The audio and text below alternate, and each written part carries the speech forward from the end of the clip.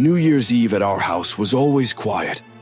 While the rest of the town celebrated with fireworks and parties, my family preferred to stay in. This year felt no different, just the three of us, and the stillness of the house pressing in like the weight of a snowfall. Mom tried to make the night festive with sparkling cider and cheap party hats, but there was a heaviness in the air. Dad wasn't coming back. He had left 2 years ago, walking out the door with a suitcase in one hand and silence in the other. Since then, the empty seat at the dinner table had been a specter none of us dared mention. The house itself seemed colder without him, more shadowed, less alive. That night, as the clock crept toward midnight, Mom pulled something from the mantel, an antique candle, tall and ornate, with strange symbols carved into its wax. I'd noticed it before, but she had never lit it. "Look what I found at the thrift shop," she said, a forced brightness in her tone. The candle was a pale shade of ivory, its carvings deep and intricate, snaking along its surface like veins. The base was heavy brass, tarnished with age. "It's weird," I said, unable to hide the unease creeping into my voice. Mom laughed, though the sound didn't quite reach her eyes. "I thought it might be fun, a little tradition for the new year. You make a wish as the candle burns and, who knows, maybe it'll come true." She struck a match, the sulfur smell sharp in the air. The wick caught quickly, the flame leaping high and steady. For a moment, it illuminated the living room with a strange, flickering light that seemed too bright, too alive. Shadows stretched across the walls, twisting into shapes that shifted as I looked at them. "Make a wish," Mom said softly, her gaze fixed on the flame. It felt childish, like a game meant for someone much younger than my 12 years. But something about the way she said it, so quiet, so insistent, made my throat tighten. I leaned closer to the candle. The carvings seemed to shimmer in the light, the symbols almost moving beneath the flicker of the flame.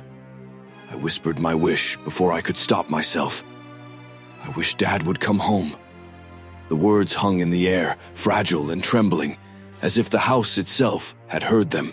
Then, as if in answer, the candle's flame flared, casting long, sharp shadows that crawled across the ceiling. A cold draft swept through the room, snuffing the flame out completely. Darkness rushed in like water filling a void. "Did you feel that?" I asked, my voice small. Mom didn't answer. She stared at the extinguished candle, her face pale in the dim glow of the clock's numbers. A deep, unnatural silence followed, one that seemed to stretch for hours. When the clock struck midnight, its chime sounded distant, hollow, as if it came from somewhere far beyond our walls. The candle sat cold and lifeless on the mantel, but the feeling it left behind lingered, a sense that something unseen had stirred, and it wasn't finished with us.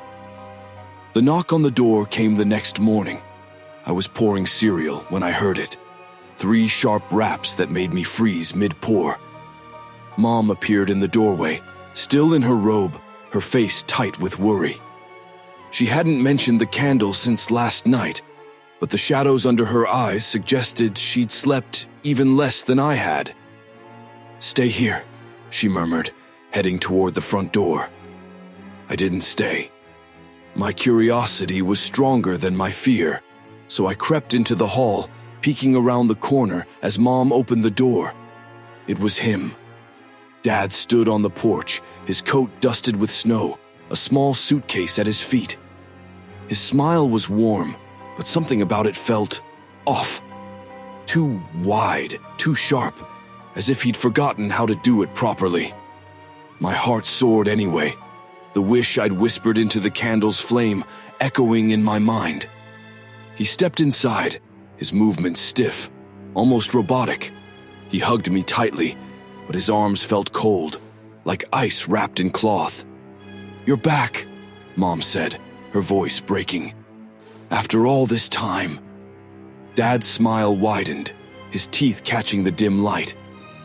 "Of course," he said, but his voice carried an odd echo, as if two people were speaking at once. The rest of the day passed in a strange haze. Dad laughed, ate with us, even told stories like he used to. But everything felt wrong. His gestures were too precise, his voice too steady, and his eyes never quite met mine. It was as though he were wearing a mask, the man I remembered lurking just beneath the surface, but never quite breaking through. By evening, my unease had turned into full-blown dread. I sat alone in the living room, staring at the candle. Against all logic, it had reignited, its flame flickering softly in the darkness. I hadn't lit it, and neither had Mom. "What's going on?" I whispered, more to myself than anyone. The flame seemed to waver, as if in answer, and the carvings along its surface caught the light in strange, shifting patterns. My stomach churned. I remembered the words I'd read on the candle's label at the thrift store. Wishes granted, but at a price. I felt a chill crawl up my spine as the flame flared once again, casting long, jagged shadows that reached across the room like grasping hands.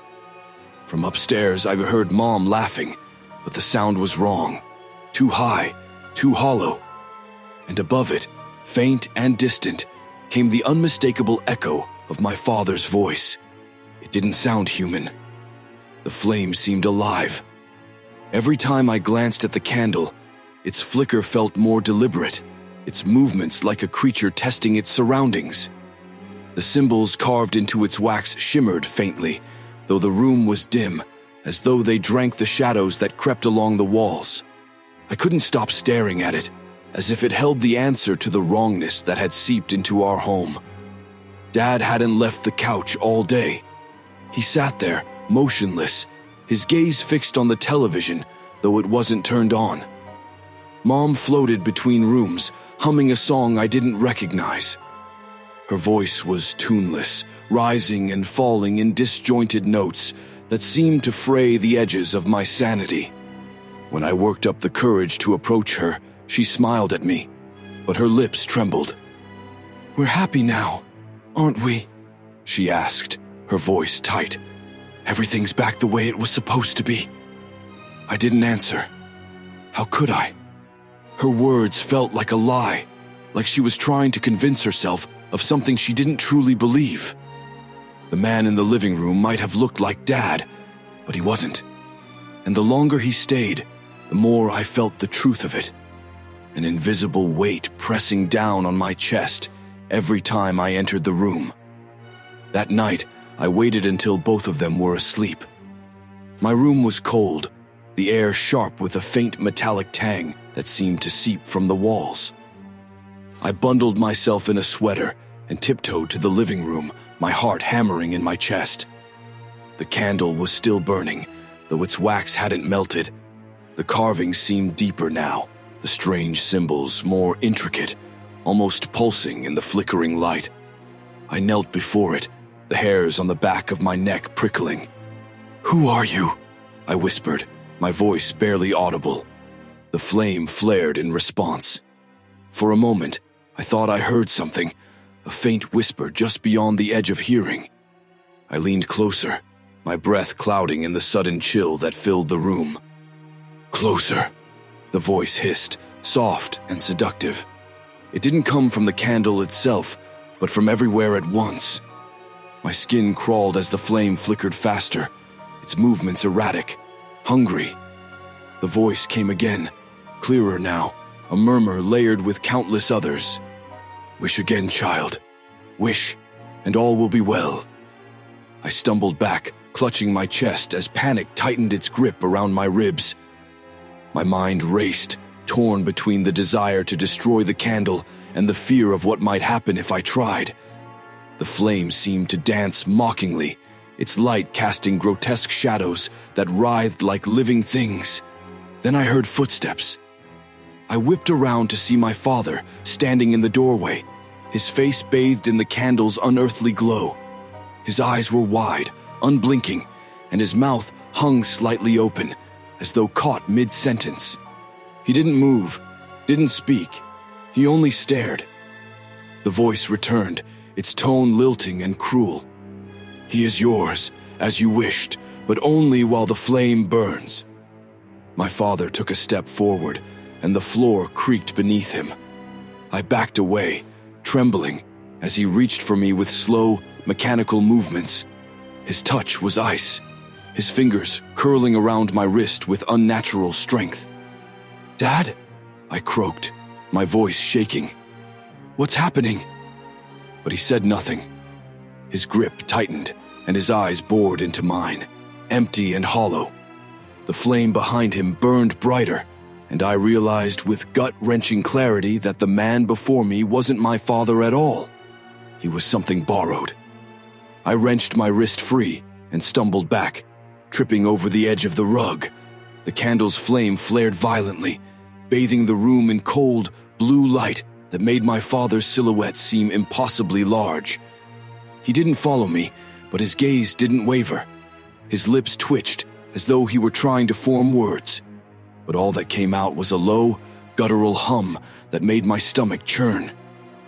I scrambled to my feet and bolted upstairs, my breath hitching with every step. Mom's door was open, but the bed was empty. I called her name, my voice cracking, but there was no reply. The house felt alive, its walls groaning softly as though shifting with the weight of unseen eyes. I found her in the hallway, standing at the top of the stairs. Her face was pale, her hair disheveled, and her arms hung limp at her sides. She turned to me slowly, her movements jerky, and when her eyes met mine, I gasped. They were glazed, like she wasn't fully there. "You shouldn't have wished," she whispered, her voice trembling. "You shouldn't have brought him back." Tears stung my eyes. "I didn't know. I just wanted us to be happy again."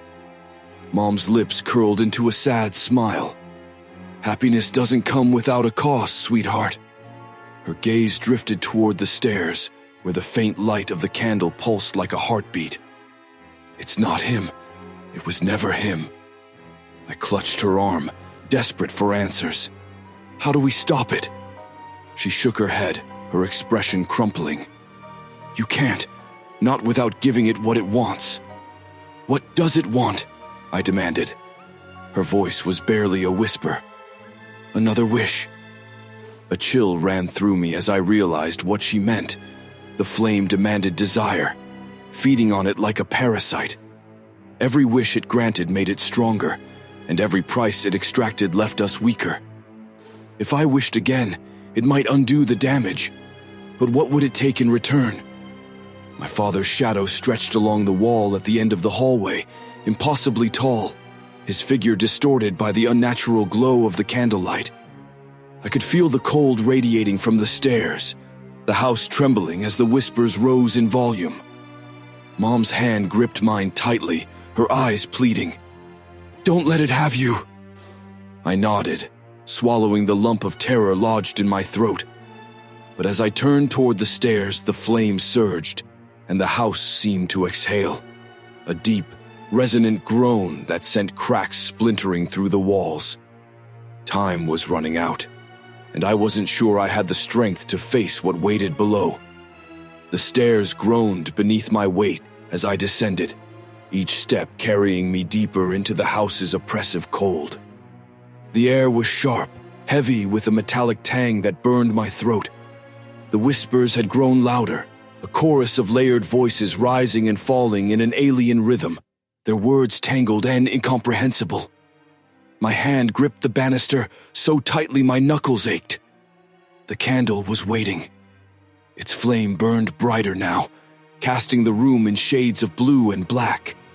Shadows rippled along the walls, their movements unnatural, as if the light had carved them into grotesque, living things. My father sat motionless in the armchair, his eyes fixed on the candle. His face was blank, expressionless, as if his soul had been scooped out and replaced with something hollow.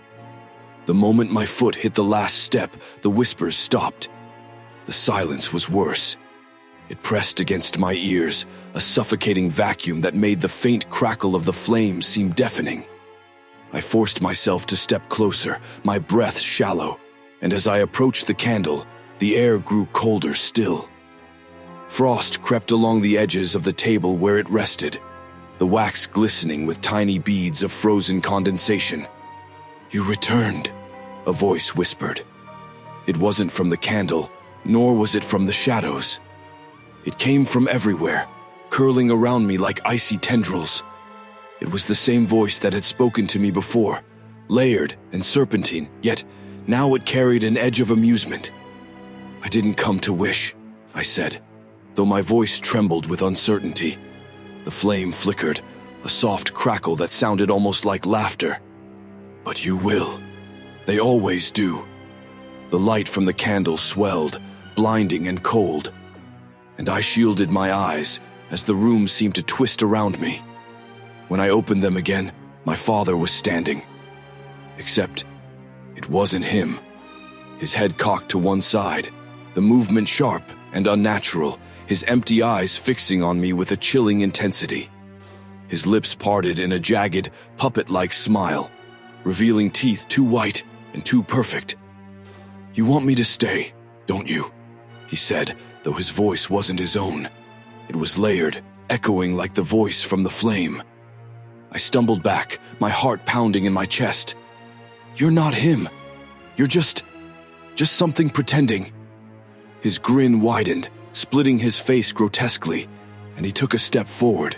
"But you wished for me, and here I am." Tears stung my eyes, panic clawing at my throat. I looked to the candle, its flame pulsing like a heartbeat, as if mocking my desperation. I couldn't destroy it. I tried. Water, blankets, even my own hands. Nothing could extinguish that cursed flame. But the voice had said something earlier, something I had tried to ignore. Another wish. My chest tightened as the realization sank in. The only way to end this was to play its game. But what would it take? The cost of bringing Dad back had already hollowed him out, twisted him into this thing. A second wish might take something even worse. The figure that wore my father's face stepped closer, its movements deliberate, predatory. "It's simple," it said, its voice soft and venomous. "Wish for me to stay.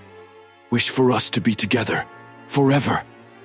I shook my head violently, backing away toward the corner. "No," I choked out. "Not like this." My mother's voice echoed in my mind, her warning laced with desperation. "Don't let it have you." The candlelight swelled again, wrapping the room in freezing luminescence. The whispers returned, louder now, a cacophony of pleading and threats. My father's twisted doppelganger reached out, its hand inches from my face. I took a deep, shuddering breath and whispered, "I wish none of this had ever happened." The words left my lips like a knife cutting through the air. The effect was immediate.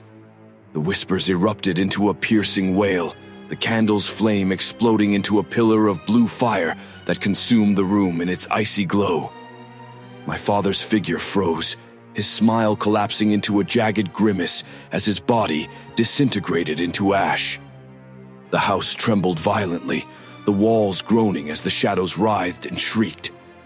My knees buckled as the light intensified, blinding me completely. And then, silence. When I opened my eyes, I was back in the living room. The candle was gone, the table bare. The frost that had coated the walls and floor had vanished, leaving only the faint warmth of the fireplace. I stumbled to my feet, my legs trembling, and looked around. The house was still, quiet. "Mom?" I called, my voice hoarse. She appeared at the top of the stairs, her face etched with worry. "What's wrong?" she asked. I blinked at her, my mind racing. She didn't remember. It was as if none of it had happened. No candle, no twisted shadows, no hollow father. As I stood there, trying to steady my breath, something caught my eye. On the mantel, where the candle had once sat, was a faint smear of wax, its surface etched with the faintest trace of a single, unlit wick. And for a moment, I thought I heard a whisper. Until next time.